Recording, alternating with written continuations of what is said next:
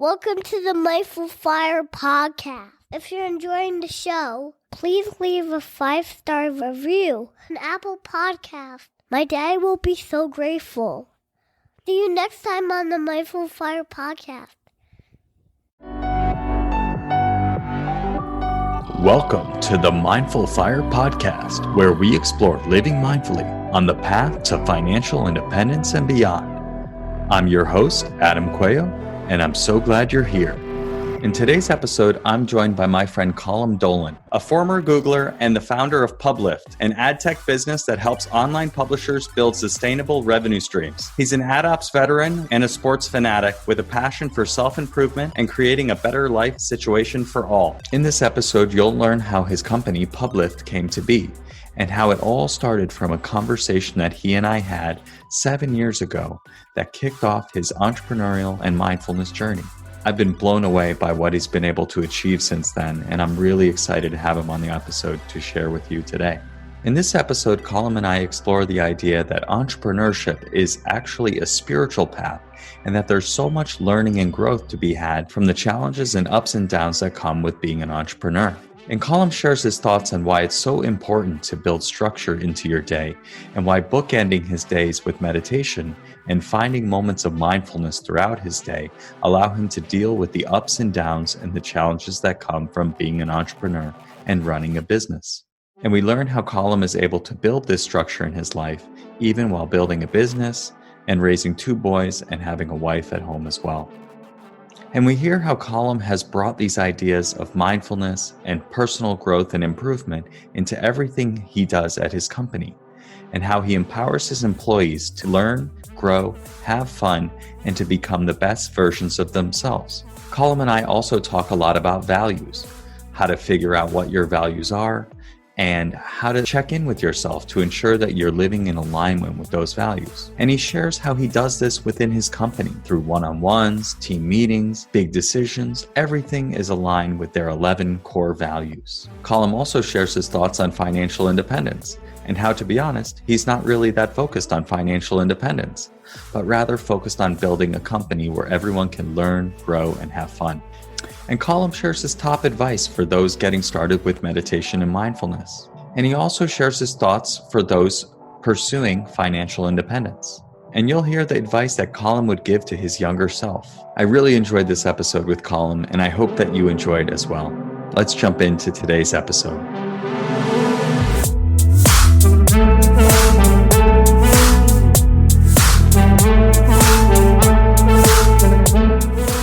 Welcome to the podcast, Colm. Thank you very much, Adam. It's absolutely fantastic to be on this podcast with you, and I'm very inspired by all you've done in the last few years since we worked together at Google many moons ago. Yeah, that does feel like a really long time ago, doesn't it? Does indeed. The original young fella. Oh, that's right. Some good times we had. So I'd love to start the podcast by having you share with the audience a little bit about who you are and what you've been up to in the world. Yeah, thanks very much, Adam. Yeah, I'm a founder. I'm an adtech founder. I am a dad, 2 young boys, 1.5 and 4 years of age, which keep me very busy. I suppose my journey really has actually involves you. When you visited Sydney, Australia, where I live at the moment, your part inspired me on the road down meditation and in starting a business. I think it's about 7 years ago now since you were actually here. And at the time, I wasn't enjoying the job I did, and I always thought about having a startup, or I always knew there's a problem in the ecosystem, in the publisher ecosystem, but you always need a push sometimes, and you push from some of your friends as well. So I've been working as an entrepreneur for nearly 7 years now, and built a successful business that has a global outreach and global audience. So I suppose it's actually the exact same time I started meditating, with your help as well. So I owe a depth of gratitude to you. And 2 things have quite intertwined over the last couple of years that I really think an entrepreneurial journey is very much a spiritual journey as well, because it's a very hard route to go down, and it tests your mental resolve, tests your skills. You've a lot of ups, you've a lot of downs. The ups are never as good and the downs are never as bad, but it's a very much roller coaster ride that you really need to have severe mental focus. And the thing about starting a business is that you not only do it for yourself, but you're doing it for a lot of other people. It's a big responsibility that a lot of my team have mortgages, they have young kids, and if you make bad decisions, it's going to impact on them. So there's a lot of constant worry and constant reinforcement that it's going to all work out. So all the attributes of meditation and mindfulness and being in the present moment and giving everything to your team is so crucial. And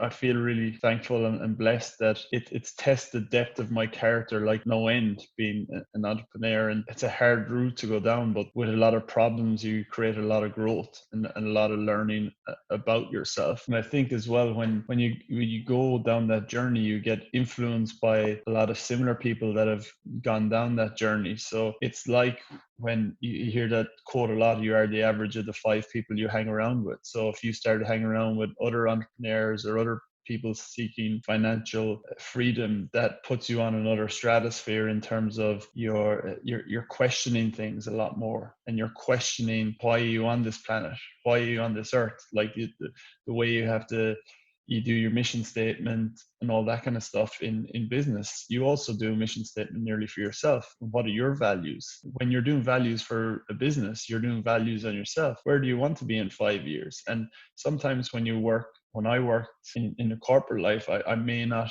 think about that because I'm just thinking about punching in numbers and going home and spending time, and you shut off. Whereas having your own business, you're always thinking about, how can I have more impact? How can I have more impact on the customer? But how can I have more impact on myself as well and to the overall world? So yeah, that's what I'm kind of currently doing, Adam, at the moment. I'm really interested in having an impact on people's lives, or really focusing on our customers as well and have an impact on their lives. And I suppose I'm really motivated by an obsession with self-improvement to improve the life situation of myself, for my team members, to improve my consciousness, to improve every aspects of health and well-being, really, and to have just a happy, fruitful life, really. So thinking back to when you started the business, it's so awesome to me to see what you've created in the 7 years since we had that dinner together when I was in Sydney. You know, we were hanging out with your girlfriend, now wife. Neither of us had kids, and we're just enjoying some Portuguese chicken and talking about life and how I was getting really, really into meditation. And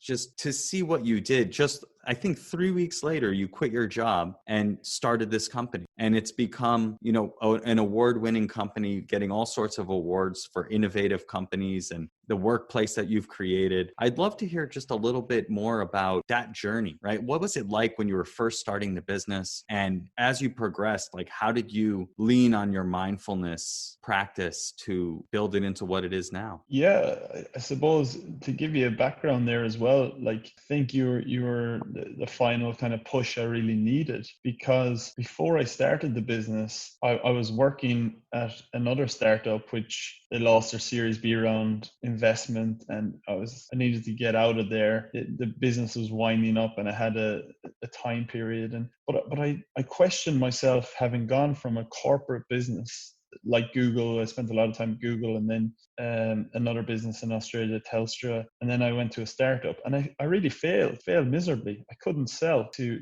anyone what we were selling. It was an adtech kind of product as well, and my mental resolve was gone. My confidence was at an all-time low. I said to myself, right, do I need to go back into the comforts of corporate? So I remember vividly going for interviews with Twitter, with Facebook, with Criteo, and I couldn't get an interview for love nor money. Like I couldn't get past that stage. Obviously I had good on my resume, it looked good that I worked for Google and that kind of stuff, but I just couldn't. I had no self-confidence at the time, and I was literally about to just go, oh, maybe I'll just go home, or I had got this new girlfriend at the time, and you kind of came and said, well, yeah, why don't you do this? Because I had always in the back of my mind of maybe starting something, and you kind of gave me the confidence to just give it a go. But I was at a low ebb and I just had nothing to lose. And that's the kind of key factor in anything of this. And I think as well, a lot of people that go starting businesses, it's very hard when you are in the comforts, this well, in the comforts of Google, in the comforts of these corporate places. It makes you very hard to leave. You always got your stock plan vesting next year. They might give you a few more. They might give you a promotion, and then you're thinking job security, all this kind of stuff. But and if I still had all that kind of things in place, maybe I wouldn't have made the leap. So it's very much a circumstance kind of stuff. But getting back to your question, then I just thought I'd give you a bit of background to what made me make that decision. It was tough. The first 6 months were very tough because you were in our apartment. We rented out a room in my apartment to my buddy, and he came in and stayed with us for 6 or 9 months. My wife had a good job at the time, so she was supporting us, but I maxed out my credit card 6 months. I remember having 3 clients for 6 months. I got 1 client and then it snowballed to a second client, and it kind of, I wouldn't say it was a long time taking off, but once I started getting a bit of traction, there was a problem that needed to be solved. And I got a lot of energy from that. And I got a lot of energy from maybe winning those couple of clients at the start. But it was, looking back on it, an incredible time, an incredible test of character, because you've got your family concerned about you going out and starting a business yourself. You've got your friends thinking, this person has built up a good image. He's worked at Google and now he's just doing a kind of startup, and your character gets questioned. So you question yourself and you say, have I got the appetite for this at all? What am I trying to really do here? And then you start getting a small bit of wins and a small bit of success. And then it's like, okay, well, right, I think there's an opportunity to build something here, to build a business. And then at that stage, later on in that year, I had a really good relationship with my business partner at this stage, but he was a friend of mine from Google back then. He worked in the Dublin office with me, and I reached out to him and actually met him in Bali in August of, when is that, 2014 maybe at this stage. And I said, I've started this business in Australia, it's going pretty well, but I need you over here because I can't do this on my own. I was good at sales and negotiation, but not very good from the technical aspect of what we needed to do. So once I got commitment from him, he moved over in March of the following year. So then I remember the Christmas time, that before that I had about 5 or 6 or maybe even 7 clients at that time. So there was a business model there, and it could be successful if the right things kind of went at that time. So at all those times really, I think meditation and mindfulness, I'm not too sure at that time was I doing that much of it, to be honest with you. It was all about keeping my head above water, and you're so focused about just building the business side of the business and making a financial model that would work. Without, I was just about scrimping on, paying for daily activities and paying your rent and doing all that kind of stuff. But after that, I think it's when Tobin came over, we hired our first employee, we got an office, and that was around 2015. And I had been running the business myself, and then we rebranded and came up with the name Publift around August 2015. So that was a very exciting time when we had, I think, about 2-3 other employees at the time, maybe 2 employees at the time. And it was around that time really that you started to kind of say, oh, what is this business about? What am I doing this for? And you start to read about getting your mission statement and your values. And then I would say then the real spiritual journey for me kind of started, I suppose, in being an entrepreneur. Because reasons you become an entrepreneur is because you have a problem to solve. I think I was at desperation level, but a lot of entrepreneurs kind of start a business because they're pissed off with something and they want a solution to it. And it could be a personal solution for something that it just really annoys them, and you have to really be very annoyed before starting a business, especially getting away from the comforts. But then in starting the values of the business, why you're doing it. You have to share your vision to the rest of the team. You have to try and convince people to join your business. Why should they join your business rather than Canva down the road that is given much more salary? So you have to say to them, right, we want to build this platform. We want to have this many clients. We want to help customers because they're really in need of this. At that journey, and then you start reading some business books, and the business books are very much about come from a spiritual kind of landscape, I would say. And it's when you're reading those business books and then you're kind of doing a bit of meditation on the side and you see the similarities, and then you say, right, well, what I realized then my goal in life was not about making money, really. I don't really care about making money. I'm more motivated by making an impact on people's lives. And then you look at some books and say, okay, well, think about when you die. It sounds kind of morbid, but when you die and you have your eulogy written out, what do you want to be known to be? And I suppose when I think about those kind of things, I want to have a big impact on the world. I want a big impact on people's lives. I'm often referred to as a sponge. I'll take stuff in, I'll learn, and then I'll regurgitate it and teach people a lot about what I've learned. So that's the biggest thing for young people in the business is I'll teach them more about what has worked for me from experiences about, mindfulness has made a big impact in my life. This, I think it could really help you. Visualizations have made a big impact in my life. This is how I see it could help you. So all of those things have intertwined with starting the business, really. And that has led to the focus within the business and the culture within the business. And I suppose it stems as well from when I was working at Google or other corporates, and that I knew what I didn't like and didn't want the business to be about. I wanted people to have autonomy to make decisions and a culture where people could grow and learn and could have fun as well. I think that was crucial, and that kind of was influenced. Again, as I said earlier, you start hanging around with people who are entrepreneurial, who you're getting advice from people on how to run businesses. And then you realize that some people have different goals than you. And you just go, right, well, I'm on my own kind of journey here in the business. And it's the same with life. You're on your own kind of journey. Something that works for someone else is not going to necessarily work for you. But it's having the balls to make those decisions as well, to just go, actually, maybe this is a lifestyle business I want. Maybe it's, and maybe it's not. It's up and down. It's like I could have, I refer to myself as a walking contradiction sometimes. I could have one idea maybe 6 months ago. I said, oh, definitely, I'll sell the business. Yeah, just make as much money as possible. I'm sick of it. 2 days later, I go, oh, I love this business. I never want to sell this business. So it's up and down like that. And I suppose it's like your life in a way. You have kind of thought processes that say, I want this journey, I want that journey. And it's really just figuring yourself out.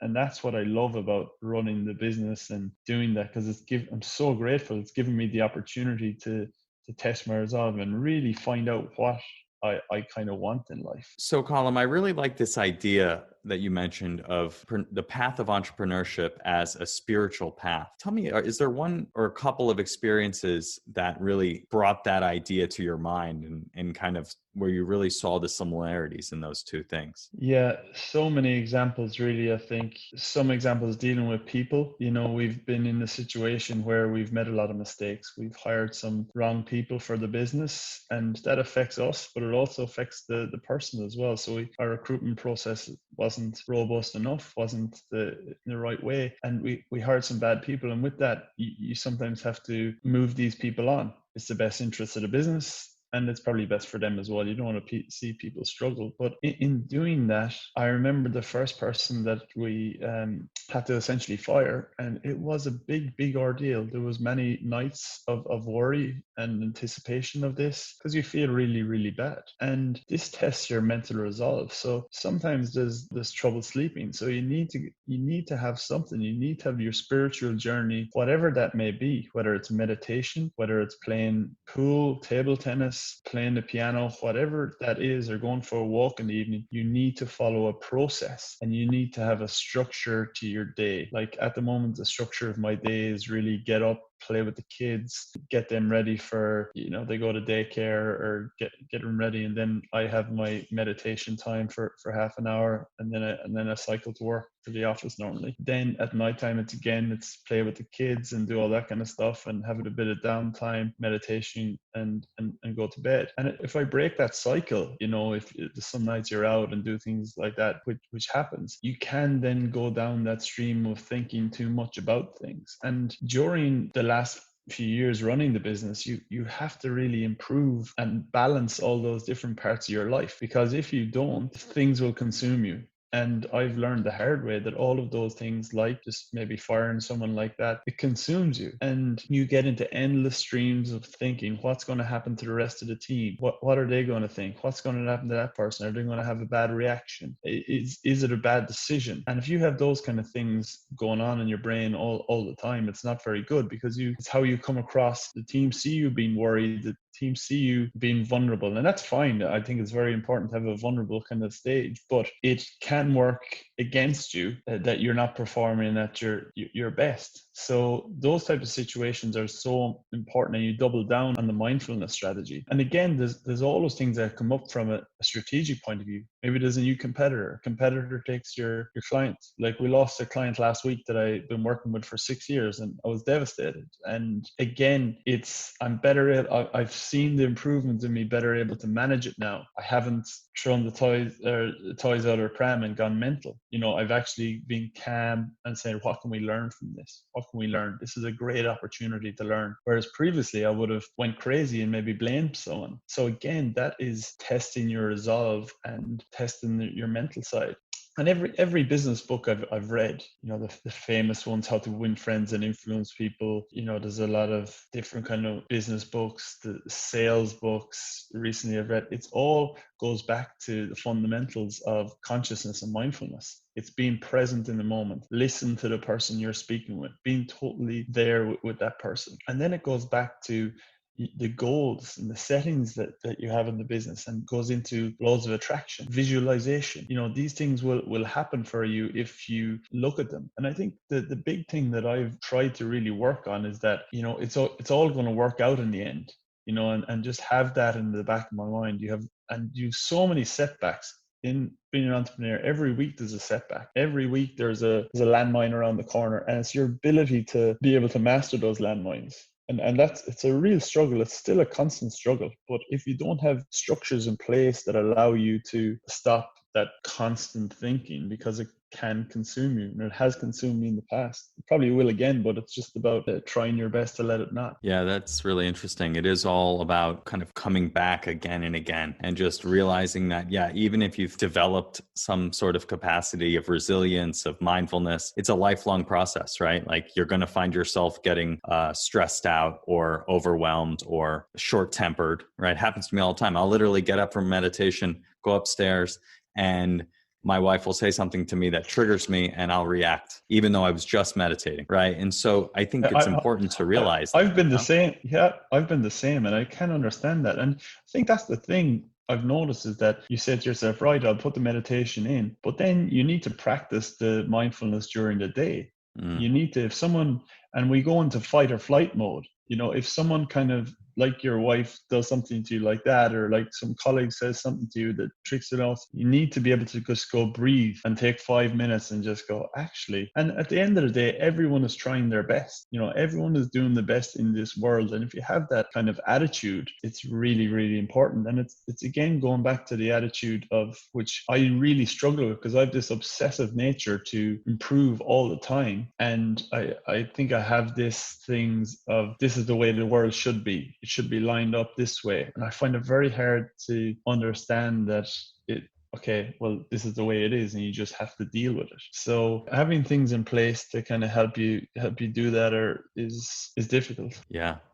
I really like the point you make about having that structure to your day as kind of a support system for building that mindfulness, building that resilience that helps you throughout your day. And I'm wondering, having 2 small kids, how have you managed to do that? Because I found since my son Carter was born, it's been extremely difficult to keep that routine steady. I think it's all about priorities. And I'm just after coming out of it now because our youngest Luke is a year and a half, and it's getting a bit easier, because before that there was a lot of up during the night, and not that I was up that much during the night. My good wife does that most of the time. But it's just about making sure that your mindfulness strategy is the number one priority that you have. And you can't take too much on. And in a working environment, when you're taking too much on and going from meeting to meeting and being busy all the time, it creates this, and from my experience, kind of constant adrenaline. And you're doing deals, you're making sure someone is happy, you're hiring someone, you're doing all these kind of things, and you're going from one to another. There is zero downtime. So then when you get home, there is just like, okay, I have to go to a different frequency, to family frequency. And that's very difficult, to go from this frequency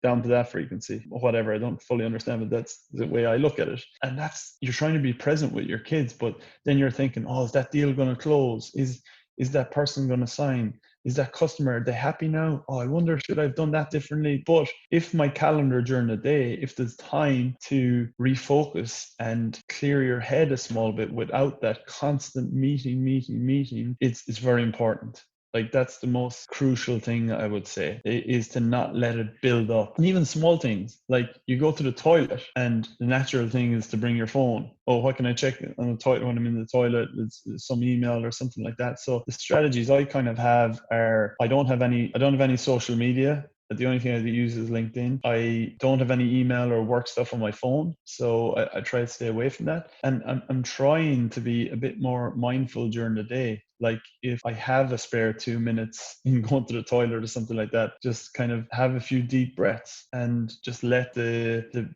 buildup of energy and adrenaline dissipate, and you become a bit more centered. And that's so hard. That is really, really very hard. And it's a constant battle. And I think the phone definitely is a constant struggle of mine. Some weekends I don't touch my phone and have a great weekend.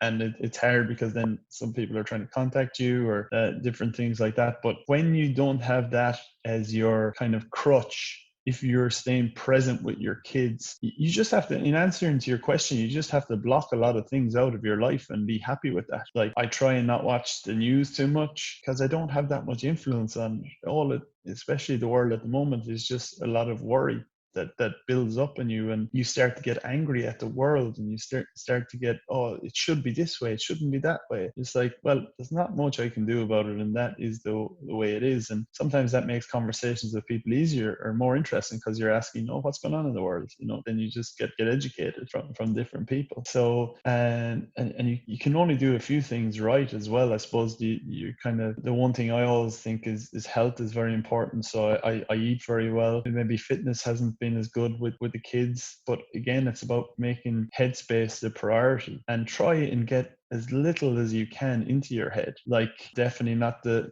smartest tool in the shed. So I try and limit the amount of information I have coming in. That means, not being as connected in the world. Not the social media has worked wonders for me personally, and it's just from my experience the last 4 or 5 years. I haven't really been on Facebook or Twitter, those kind of social media, because I just think it's more influx of information that I need. But it has to be a priority, and you have to really say that the rewards you're getting from having a clear headspace and a healthy mind far outweigh anything else that you can do, because everyone wants the best for their children. And the best thing I can have for my children is that I am present and there with them. Because I've experienced when I'm beside my phone and checking my phone, and when you have your son say to you, "Oh, get off your phone, daddy," like that's a pretty, you'll put down your phone if your kid says that to you, and that I've experienced that, and it's not a good way to be. So I try, and there's being there with your kids, and there's being really, really there. So you have to try and really focus about, well, for me, try and really, really be there. But it's easier said than done. And sometimes, I was out for dinner on Friday night, had a couple of glasses of wine, and the next day I definitely stayed up till 12 o'clock, was up at 6. You just didn't get enough sleep. and you're a bit ratty and you're not as well there. So sometimes you fall off the edge of it and it's not going too crazy, but it definitely affects you. It affects you the next day. But I think what I'm working on myself is like, that's a bit of a poor excuse to just say, oh, I didn't get enough sleep and had a few glasses of wine, so my head isn't feeling that good, so I'll just naturally not be that present. But it's going past those kind of times and trying to be as present as you can in those difficult times that make the difference. Because there's plenty of times I've had very little sleep. I've had 2 hours sleep and I've gone into work and had a fantastic day at work just because I'll focus and knuckle down. Yeah, I think there's a lot there. In kind of a couple things that stood out to me. First is just how you've prioritized that time to practice meditation, both at the beginning and at the end of the day, and even finding those 2 minutes here and there throughout the day. It sounds like you really think about that as kind of like a reset, or kind of like a flushing out of the buildup of information, of stress, of worry, of meeting, right? And just using that as kind of like a flushing out of the system. Is that kind of what you were saying? Yeah, 100%. And look, I am no angel here, Adam. This doesn't work out every day for me. Every day is a new day, especially I think it's only been the last 2 months where I've been pretty vigilant on the 1 hour per day meditation. And I've also been doing a couple of meditation courses. I think when you've gone over the last like 6 or 7 years, my meditation journey started out from a very low base and continued for a very low base for a good while, sporadic meditation. But then as you're getting better, it's very interesting to understand the theory, and the theory about the chakras, and theory about the mind versus yourself, and being a witness, and all that kind of good stuff that get you on to the next level. Because then you think you're getting a bit of a psychology degree, and just finding out more about yourself, and finding about more about even your childhood and your upbringing, and what people would say to you and say, oh, you should be doing this, you should get a college education, you should do this, you should do that. And it's the parent versus child in you that's the constant battle. But it's just understanding that, and walking down the street saying to yourself, oh, I'm thinking now. Okay, just being able to understand that you're thinking now is massive progress than personally where I was a few years ago. But getting back to your question, really, it's not, I try to do it every day, the hour meditation. Sometimes it doesn't work out, especially at the weekends, where you kind of naturally, I think psychologically, sometimes you eat a bit worse. I know I do myself. You maybe just go, oh, it's the weekend, I don't have to do the meditation. And even this weekend, I didn't do any meditation. And this morning, I did a 30-minute one, and it was definitely not as good as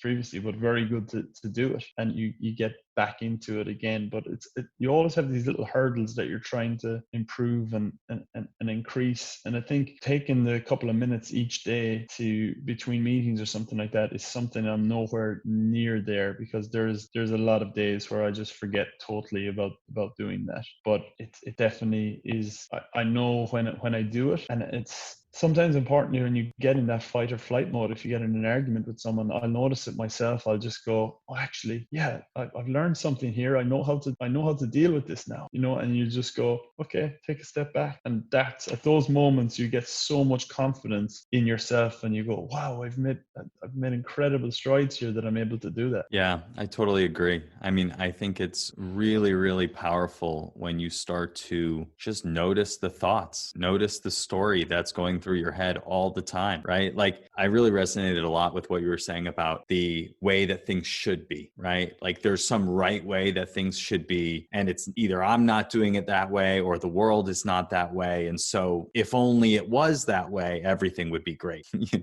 So I have thought a lot about that, and meditation has really helped me to notice that story that I have, and that there's like, I'm explaining myself in my own head. I'm like explaining myself to be like, look, I'm doing it the right way, and just noticing that gives me a degree of freedom, right? I'm observing, and I don't need to be completely bought in and believe every single thing I think. And that gives me a lot of freedom to look at things that happen, right? I gave the example earlier of I'll be sitting in meditation consultation and come upstairs and then get triggered by my wife or something that happens with my son or whatever, I have a tendency to get pretty defensive when something happens. I'm like, no, it wasn't me. I didn't do it. But even when I react very, very quickly, I realize that's not who I want to be, right? That's not how I should have reacted, right? And I'll go and I'll say, hey, look, sorry, I was being a jerk. Like 5 minutes later, that would have taken me like 2 weeks before if I even was willing to acknowledge it, right? And so just that type of self-awareness, both in the moment, but also just like overall of like,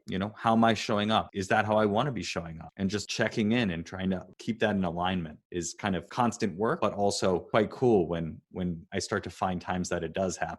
I couldn't agree more. And I think it's about not being too hard on yourself as well, and just see the mini kind of things that you're improved on, and see how are you now versus this time last year, or this time last month, to see those small kind of gains. And there's times when you'll go back into being not there or in your thinking brain, but it's about not being too hard on yourself as well, I think, and just taking it day by day. It's a new day today, and you can't do anything about the past anyway, so you might as well just focus on the present and how you show up. Yeah, totally agree. That's a really great story, and I really like how you talk about finding your own values, right? Developing self-awareness over what you care about, what your purpose is, and what your values are, so that you can kind of move your life in that direction.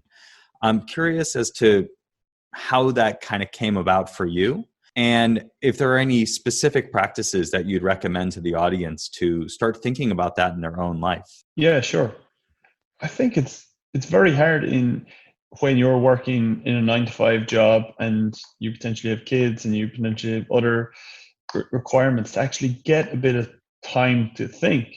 And it goes back to the life we live in at the moment, where a lot of people are constantly checking social media, checking the news, and you don't actually take a step back and to really kind of think.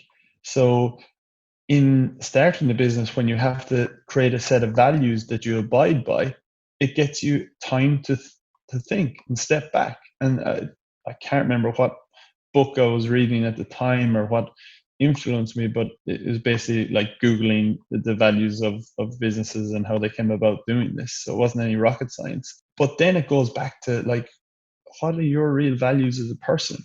And then it goes back, for me, it went back to my childhood. Like my parents ran a bed and breakfast in the west of Ireland. The values that they had, I remember vividly, my dad, he could have overcharged someone by £2 and he would have drove 30 miles to give the money back. These are transparency and doing the right thing, and constantly times of customer service, I suppose, when someone would be up at maybe 12 o'clock and they wouldn't be in time for breakfast, and my dad would make them breakfast anyway and just be totally nice about it because he's the nicest person in the world. But these are things that is ingrained in you, and it comes out when you're starting a business like this, and you really want to focus on that. And then you have some great young people like yourself, Adam. When you started at Google, I really wanted you to develop into being a great person, first of all. And it's the same with the young people here in the business. I just want them to learn, have fun, and grow. And if that's at Publift, great. If it's not, great. The number one focus is for people to grow. And when you go through that, you get like a lot of energy from it, and you get so much enthusiasm into the business that you're like, oh, we can create a real difference here. And if I can learn more about what's good in life and trying to make people happy and enjoying the craftsmanship of the work rather than the end result. You look at a carpenter and how they make something and how they fine tune it. Like, a big thing for me is efficiency. Like, I love being efficient in everything we do in the business, but home life. And it's about, like, I want people to work 9 to 5 maximum, and less if possible, because you get to spend more time with your friends. You spend more time with your family, more time doing hobbies rather than, having to work. But I found work was a ability for me to be able to bring out my spiritual teaching to other people, or bring out my values, and what other, if my purpose in life was to have a really big impact in the world and help people improve themselves and live happier, healthier lives. You know, I've had a lot of mental health issues in our family. Like a cousin of mine committed suicide at 25, which is so sad, you know. And it's just like, he was a really good friend of mine as well, and you just see how people suffer. And if there's any platform like this, even our discussion now, if there's any platform that invigorates someone and says, look, I can have an impact in the world, or I can do that, or I can help people out in some kind of way, well, then we're doing a great job, because mental health is so important, and we're seeing it these days that people are really suffering at the moment. And it's going back to that structure of the day and having those things in place. And like, we're lucky enough, we're back in the office here the last couple of months, and it's really been great, because we have a lot of young people that like being part of a family, like being part of a bit of a tribe.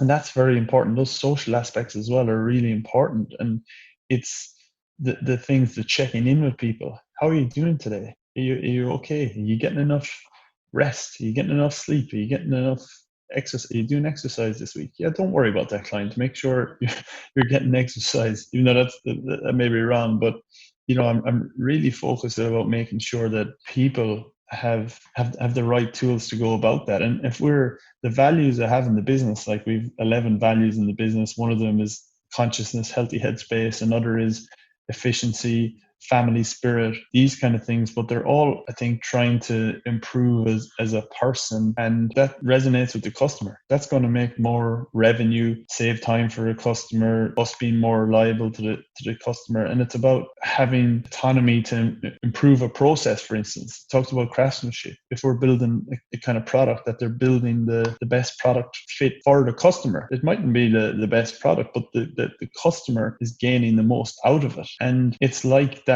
if you have that customer first kind of mindset, how can you have the most impact on the customer? Well, you can do that for yourself, really, because you're kind of like, how can I have the most impact on my life? And it's about having that headspace to be able to think and really go, well, where is my life going? What do I want to do? Because anything is possible. You can achieve anything in your life if you just focus on it, really. Yeah, I really like this idea of being clear on your values and really infusing all the actions that you take with those values, right? It sounds like you have those values kind of well agreed upon within the company and everyone's bought into that. How do you check in to see if you and your team are living those values? Yeah, that's a good question. And I think one of the things, I remember having a discussion with my friend about a year and a half ago, and I was saying, like, look, I'm down the spiritual path and I really love it. And I think I can have more impact on the world, like doing something else. Maybe I should quit Publift and do this kind of stuff. And he said, why don't you just intertwine the two of them? So that's what I've kind of done. I've kind of said, right, well, let's just, and as we get bigger, hopefully it might provide a platform where, you know, it could be an Oprah telling Oprah how I'm trying to do this in business and how I'm trying to impact people's lives as well, and for the greater good. So maybe there's an opportunity to do that. But in creating the values, we have gone through a lot of iterations of values. The latest one was about 3 months ago during the lockdown, actually, in Sydney, that we kind of refocused the business and we kind of said, look, what are we doing here? What's the value we're creating for our client, and what do we want as a team? So the values were created by the team. It wasn't me. It was actually, we did about a 2-month intensive 2-hour session a week where we discussed all of these values and put them down on paper and discussed them. Started off with 20 or 30 and whittled down to 11. So and then from that, they've really started to intertwine in the business. And we actually use our one-on-one template now uses these 11 principles and saying, right, the number one is delivering service. And we're kind of like, oh, well, how have we delivered service in the last couple of weeks? You know, where would you see you're at with that? Have you a healthy mindset? So it's driving that accountability within the business is very important. And we're incorporating it now into 360-degree feedbacks. And so it's all based on the values in the business. And then when decisions, and this is practical, when decisions have to be made about a certain product, or something happens with the customer, we make a mistake and it makes the customer decrease their revenue by a couple of grand. Like, what does our values say? Our values, we totally have trust and transparency in our DNA. So that means we tell them exactly what it is, and then we just go, well, I think this is the right thing to do. We'll give the money back, or we do whatever, but it's all goes back to that stems from the values in the business. And values to me in the business aren't just things kind of written down. They have to just be like, it all goes back to practical examples. And we've done that in our weekly team meetings as well. We've given examples of where we've shown our values, or we did something on vulnerability or something like that, and went around the room and tell me about a time when you've been vulnerable. So all those kind of things, you have to live and breathe it. And that's my biggest role I have, is to always make sure people are aware of that. And that's the problem with scaling up the business as well. You know, we've got about 25 in the business now. We're probably going to go expand into Europe next year, and get more people into the business then. But it's about how we do that, and it's a big kind of challenge. But again, it goes back to giving people autonomy and giving people the ability to say, oh, should we change our values? Are the values correct? And be constantly kind of asking that. And as well as that, I'm pretty proud that we implemented profit share this quarter for the first time. And that has given people pure autonomy in the business, that they can kind of go, well, should we spend this money here on something? Well, that's going to impact our bottom line, and all those kind of things. People can see why the values are in place, because one of the values is building a sustainable business model. You know, can we go down some other product avenue that is going to sustain our business and to sustain the lives of our customers? Because we've got over 230 customers now. So we have to make sure that our business is intact and stay at cutting edge technology for them to thrive. And our mission statement and vision is basically to allow publishers to thrive and survive for a long time. So it's built into that. Yeah. So it sounds like the values are really in everything you do. And I've been trying to align myself with my values. I'm pretty clear on my values, personal values, learning and growing, creating opportunity for myself, my family, and others, building connection between myself and others, and by bringing others together. Those are the things that give me immense energy and that I want to be spending my time on. And I've been trying to build the habit of really checking in and seeing how much I am or am not doing that in my work, in my life. And there are many ways that I am, and then there are many areas where I could be doing it more. And so I really like that you have that within your one-on-one template, within your team meetings, the way that you make decisions, the way that you incorporate the team in making those decisions, and really giving them ownership, literally with profit sharing and figuratively with the values and the whole thing, to really embody and live those. And so I think that's really, really cool. Another thing I really like and would love to hear a little bit more about is how you think about using this entrepreneurial path to develop and create the impact that you want to create on the world, right? Because I've had this thought a lot as well. As you mentioned, I am very attuned to the comforts of corporate America. I have gotten quite comfortable. And many times in my career, I thought that I needed to leave Google and I needed to leave a corporate safe job and take a risk as an entrepreneur to truly make an impact and to develop into the person I wanted to be. And to some degree, I really still do want to be an entrepreneur, but I've found that I am an entrepreneur. Right? I don't need to wait until some future time when I quit my job to be an entrepreneur. I can be an entrepreneur right now, and I can live in alignment with my values right now within my job at Google with this podcast, which I can do on the side. And that's entrepreneurial in itself. I'd really love to hear more about how you think about your work as the ground with which to build your self-awareness, your skill, your leadership skills, and to create the impact that you want to create in the world. Yeah, I suppose it's like we have 25 team members. We've got 230 clients. We've got now, I suppose, the big focus on my part of the business is not too much day to day, but it's kind of PR, it's people, and it's strategy. And so if I can create one of the best places to work in the world for people if we can have structures in place. Like I look at Basecamp and what they've done, and the founder Jason Fried, and like those guys are just incredible what they've done, and they pioneered kind of the tech, kind of self-funded kind of startup. They had profit share for a while with their employees. They pay their employees incredibly well. We actually had the head of strategy give us advice on product strategy, and we've incorporated the jobs to be done philosophy in our product strategy. So that was really, really useful.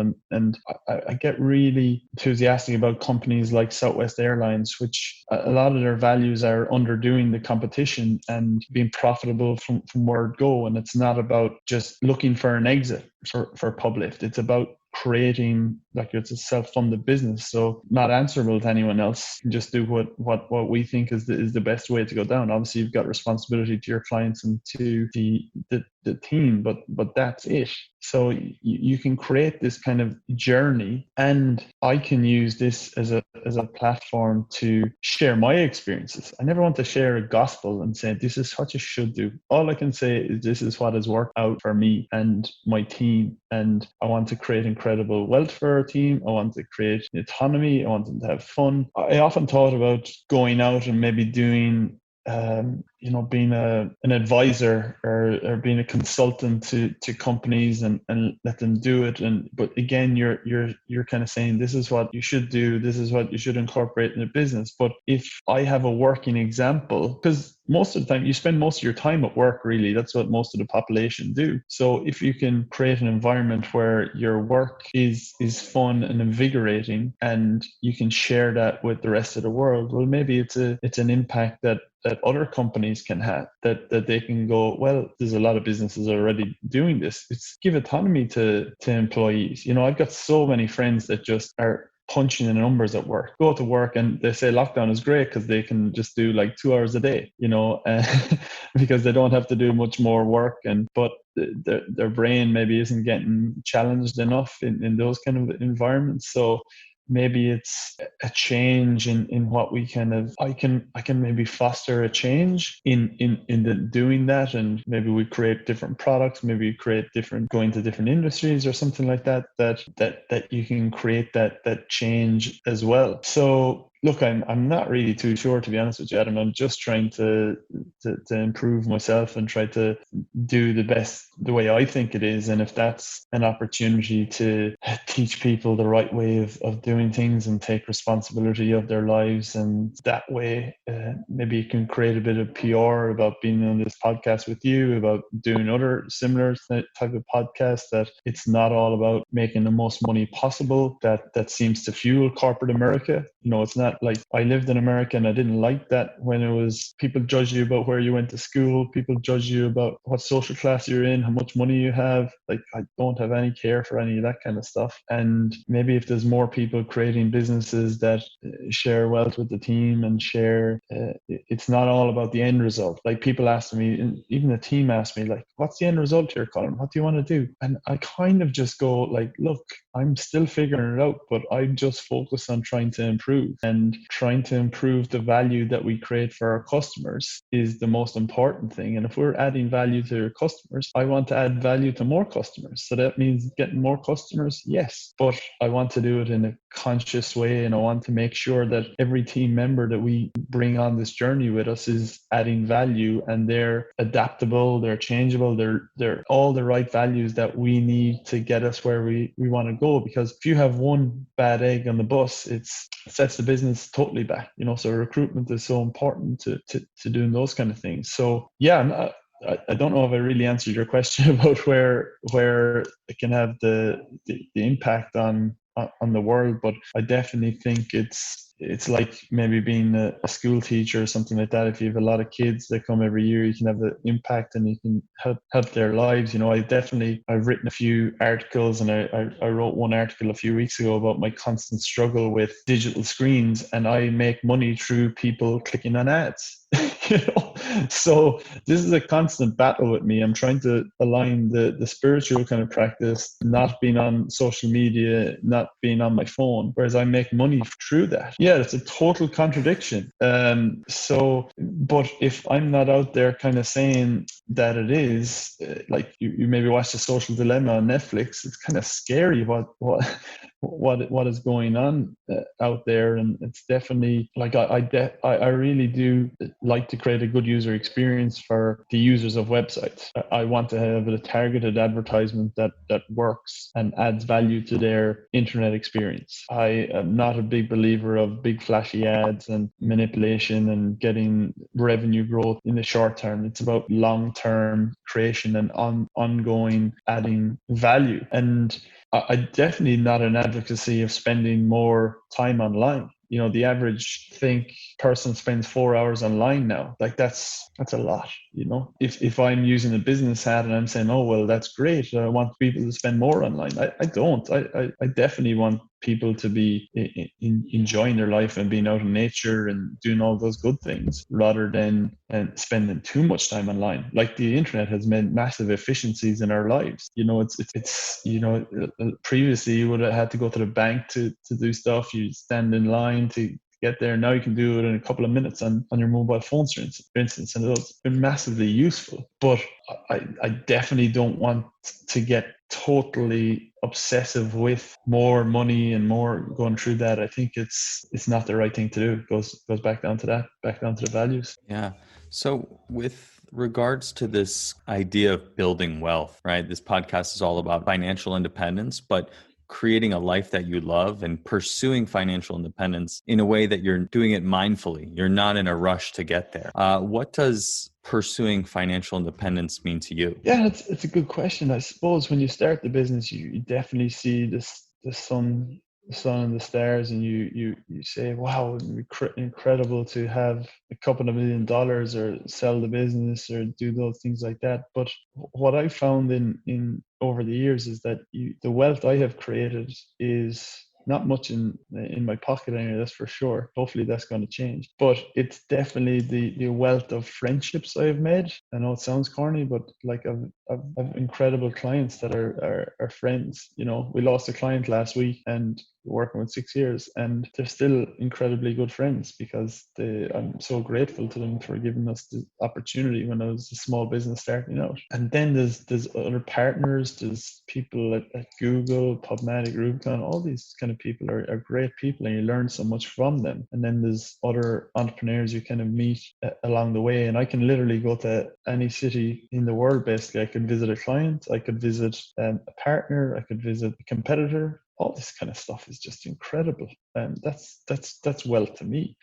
And I've always kind of I did a jobs to be done philosophy. I don't know if you're aware of the product philosophy, jobs to be done. So it's basically revolving around a job rather than a persona. So for instance, you have an option to go for lunch. You could get a smoothie, you could get a sandwich, or you could get a salad. So it's all about satisfying that job that you hire the product to do. So I kind of built that for myself, and the jobs to be done philosophy I have is that I want to grow. I want to have an impact on anything I learn, that I want to reciprocate that to the rest of my team and maybe the rest of the clients. But I also want to be able to be in a financial position to do whatever I want in terms of experience. So if Ireland are in the World Cup final, which I don't know will ever happen, but I want to be there. And if it costs me $50,000, I want to be there. So those are the kind of things I like in life. And just to be able to experience any of that. I'm not a material possession kind of person. Fancy dinners, I prefer a home cooked meal rather than anything else, or a takeaway of Portuguese chicken is very good too. So I don't anyway think about spending money. I don't have a flash card, or it doesn't interest me, any of that kind of stuff. Just experiences interest me. Going out to visit you and your baby or something like that, and having the financial independence to be able to do that is something that I'd really focus on. So I suppose when I started out, it was just about getting a job that I enjoyed, and it's still kind of about that. And I think if you kind of focus on the wealth creation side of things, it's a bad angle to focus on from my experience, because if I'm just thinking about the customer and creating more value for them, it's like what I said to the team: you focus on the process, you focus on refining the process and the structure rather than the goals, rather than the financial rewards, rather than the end result. So I don't really think about the financial independence or sorry, I know your podcast is about that, but I don't really think too much about that, to be honest with you, Adam. Right. It sounds like you're enjoying the process, right? Like this idea of craftsmanship has come up a few times, right? Focusing on the process, honing your skills, getting better a little bit by little bit. I'd love to hear your thoughts on that, because I know that you fancy yourself a doer, right? Like you have an idea of what you want to create or what you want to do, and you just go and do it. I have the idea, and then I think about it a lot, and then some more, and then some more, and then maybe I do something, right? And so, but I really do resonate a lot with this idea of craftsmanship and I'm an aspiring craftsman. But I'd love to hear just how you think about that in improving yourself, right? Yeah, I think I'll go back to that other thing about financial independence for 1 second. I just have a thought on that. It's not that I don't worry about like buying a house for my family or, making sure that we're financially stable, because I keep getting from my wife, are we going to get money out of the business now? And I say, oh no, we're just going to put some more money into the business and we'll be okay. So I definitely have worries about that. And if the business kind of folded up in a couple of weeks' time, or something happened, or there's some kind of change, it's definitely a worry. But again, I suppose it just goes back into your headspace at the time. And if you continue the process, well, you'll get there in the end. And it's that mindset of just, it's all going to work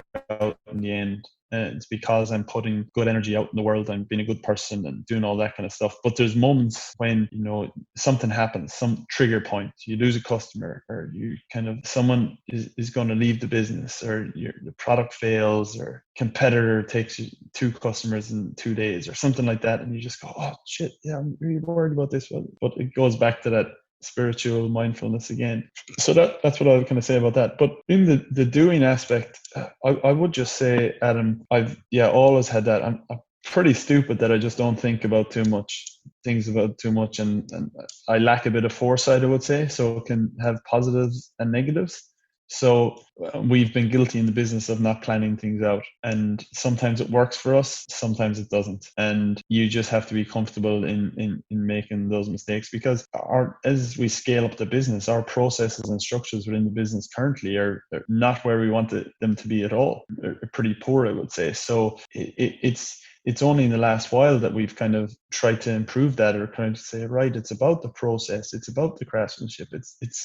It's really only in the last 6 months when we've gone through that bit of a change with Publift 2.0 and figuring out our values and our product philosophy side of things. That's only been something that we've figured out in the last couple of months, really. So, but myself and Tobin have always had doer kind of attitudes. So it's always been part of, we just roll up our sleeves and get things done. And that's to the detriment of scaling sometimes, because we'll always come in and save the day and quench fires. If something's wrong with a customer, we'll come in rather than another team member dealing with it, because we just know how to do it, and it's always been the case. But I suppose, I just don't think about the repercussions of doing stuff, and very impulsive, I would say. I'd say I'm very in tune with my intuition as well. And, from meditation, kind of going into intuition, feelings not as much for me, but intuition. If I have an idea, if I have a thought, emotional intelligence is high with me, I will just go do it,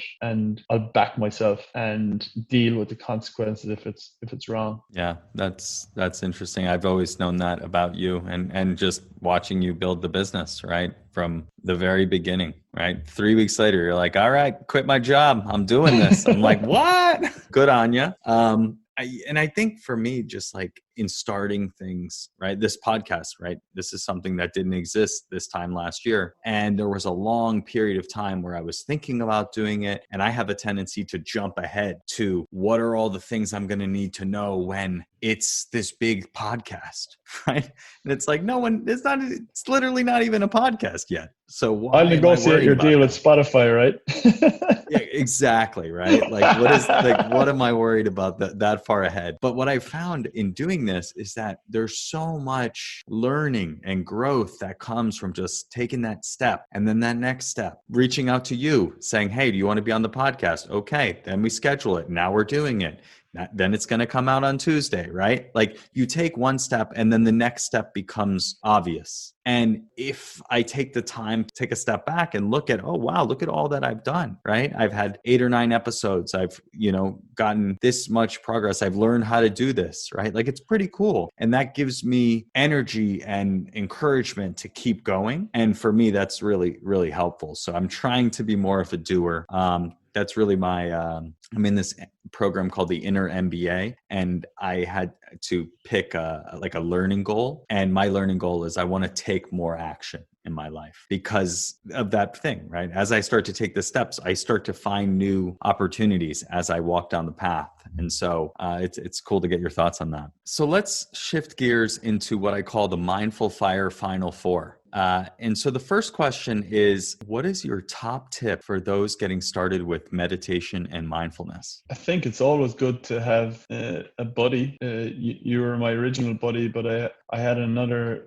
I still have a buddy, Will, who is down that mindfulness path with me, and we always kind of discuss it, and keeping accountability. I think another thing is some great apps out there like Headspace that give you those guided meditations, and that's so important. I think the guided meditations at the start, because you really don't know what you're doing, and be very thankful to yourself for making the time to do anything. And I think it's starting off doing that will spark something, and everyone's on their own journey. You can do yoga, you can do mindfulness through eating, you can do mindfulness through playing tennis.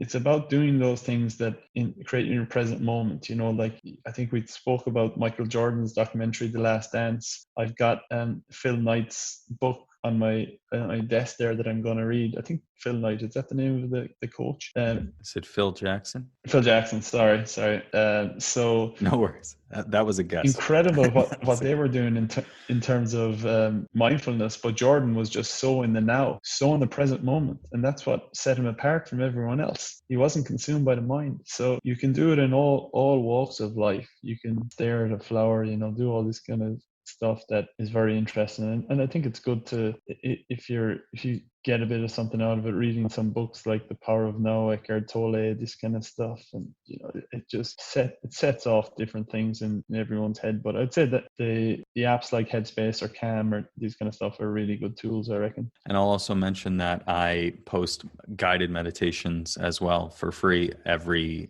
other week. So this week we'll have an interview, this one, and then next week we'll have a meditation and so on and so forth. So definitely recommend getting started with Headspace. That's been very, very helpful for many people, but also we have some available as well. Second question is, what is your top tip for those who are pursuing financial independence? I would say just go and do it. If it's hard to, I think you're doing a good approach though, Adam, to be honest with you. I think the side hustle is the best kind of approach, because it keeps your kind of security and build it to a stage of, I'm an all-in kind of person. It's very black and white with me. But if you can do something where you're working and then you're doing your side hustle, and then your side hustle becomes big enough that you don't have to work, that's an incredible amount of our clients. A lot of our clients run kind of puzzle websites or coupon sites or something like that, and they would have been software engineers at a corporation, and then they just made so much money from AdSense that they went and did their own thing. Yeah, that's really definitely how I'm thinking about it. I have my day job, which is providing the financial means to work towards financial independence, allows me to save and live a nice life without having to worry too much and invest and grow that. And at the same time, I'm able to explore these areas of purpose and passion for me that are aligned with my values. Things like teaching Search Inside Yourself within Google, and leading meditations every Tuesday at Google, and doing the podcast, right? So it's like the podcast is really my foray into, what might I want to do after I retire early from Google, right? Do I think maybe I want to teach mindfulness. Let's talk to some people who teach mindfulness and see if they like doing it, right? And what are the pros and the cons? And then talk to people who are just living life that intentionally and what they're focused on, right? Like you building this business, right? You're looking at building this business as a path of personal growth and development, right? That's really what it's all about, right? Growing and learning and creating opportunity is certainly in my mind. And so how can I test the waters while still having that financial security? And then also, how can I bring more of that into my day-to-day work at Google, right? It doesn't need to be either or, right? I think you said that one of your friends said, why does it have to be one or the other? Why don't you bring both together? And so that's really what I'm trying to do. So the third question is, what advice would you give to your younger self? What advice would I give to my younger self? Just remember that it's all going to work out in the end. And that's the advice I give to myself every day. It's all going to work out. Don't worry too much about the small things. Perfect. And the final question is, how can people get in touch and find what you're working on online? LinkedIn is probably the best thing for that. It's the social media I use for the business and put out a good bit of stuff in there and what we're doing and what kind of focus on. So yeah, I think that's the best area. Very good. I'll put a link to that in the show notes. And I'll also link to your website, which I believe is publift.com, right? Yeah, sure. And if anyone wants to reach me via email, my email's on LinkedIn, colm@publift.com. I'm happy to have a discussion or give advice anywhere or help anywhere I can. Very good. Well, this has been awesome, Colm. Thank you so much for joining me today. Thank you very much, Adam. And it's incredible what you're doing, the impact you're having in doing those meditations every bi-weekly and this podcast. Fair play to you. It's great to see. And the mindfulness path is definitely it's a fantastic way to do it, and how you're kind of helping other people at Google and outside of Google is great. So well done, and keep on doing it. Thank you very much for having me. My pleasure, dude. And let's hope we can see each other in the not too distant future. Let's do it, dude. Thanks so much for joining me today on the Mindful Fire podcast. If you got value from today's episode, please hit subscribe on the podcast player you're listening to this on, or on YouTube if you're watching it on YouTube. This just lets the platforms know that you're getting value from the episodes and you want to be here when we produce additional content. If you're enjoying the show, I'd really appreciate if you could leave me a 5-star review on iTunes, Stitcher, or Apple Podcasts. This will help more people find the message of mindfulness and financial independence. And if you'd like to join our email list and be notified each time I release a new episode, please do so at mindfulfire.org. Thanks so much, and we'll catch you next time.